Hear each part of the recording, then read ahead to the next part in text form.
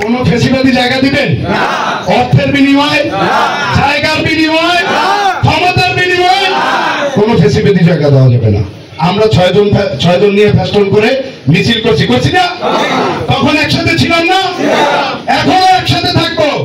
বিগত দিনের আন্দোলন সংগ্রামে মিছিল মিটিংয়ে লোকের অভাব ছিল, কিন্তু যারা দলের সেই দুঃসময়ে কাঁধে কাঁধ মিলিয়ে কেন্দ্রীয় কর্মসূচি বাস্তবায়নে আওয়ামী পেটুয়া পুলিশ লীগ এবং অবৈধভাবে ক্ষমতার মসনদ দখল করে দেশবাসীর বুকের ওপর জগদ্দল পাথরের ন্যায় গদি আঁকড়ে বসে থাকা নিষিদ্ধ ঘোষিত জঙ্গি সংগঠন আওয়ামী সন্ত্রাসীদের রক্তচক্ষু উপেক্ষা করে রাজপথকে অপমান করে নিয়েছিল, তারাই দলের প্রকৃত কর্মী বলে মন্তব্য করেছেন বাংলাদেশ জাতীয়তাবাদী স্বেচ্ছাসেবক দল বরিশাল জেলা শাখার বিপ্লবী আহ্বায়ক কমিটির সদস্য, জুলাই বিপ্লবের লড়াকু যোদ্ধা HM আসাদুল।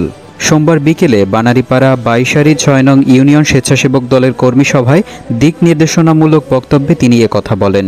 স্বৈরাচারের দোসর, ফ্যাসিবাদীর সহযোগী কিংবা হাইব্রিড বিএনপির কোনো লোককে সামনের দিনে গঠিত হওয়া কমিটিতে রাখার কোনো সুযোগ নেই বলেও হুঁশিয়ারি জানান তিনি আরও বলেন, হামলা মামলায় জর্জরিত কর্মীবান্ধব ত্যাগীদের সমন্বয় কমিটি গঠনের মাধ্যমে পতিত স্বৈরাচার নমরুদ ফিরাউনের উত্তরসূরি ফ্যাসিস্ট খুনি মাফিয়া পালাতক ভোরচর হাসিনার জালিম সাহারি দোসর এবং সহযোগীদের সকল ষড়যন্ত্র চক্রান্তের বিষদাঁত উপড়ে ফেলা হবে ইনশাল্লাহ। কোনো কিছুর বিনিময়ে জুলাই আন্দোলনকে বৃথা যেতে দেয়া যাবে না।